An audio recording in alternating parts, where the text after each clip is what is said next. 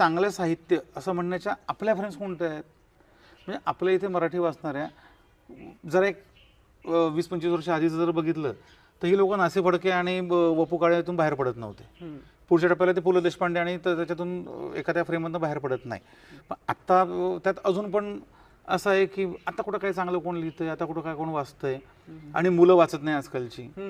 तर मुलं वाचत नाही असं म्हणताना मी शेवटचं पुस्तक कधी वाचलं? माझ्या घरात लायब्ररी आहे का? म्हणजे माझ्या घरात लहानपणापासून लायब्ररी. मी रस्त्यावरनं पुस्तकं विकत घ्यायचो जुनी पुण्यात. अजूनही आमचे मित्र आहेत समीर, सरोज, प्रभाकर, त्यांच्याकडनं पुस्तकं आम्ही रेग्युलर घेतो.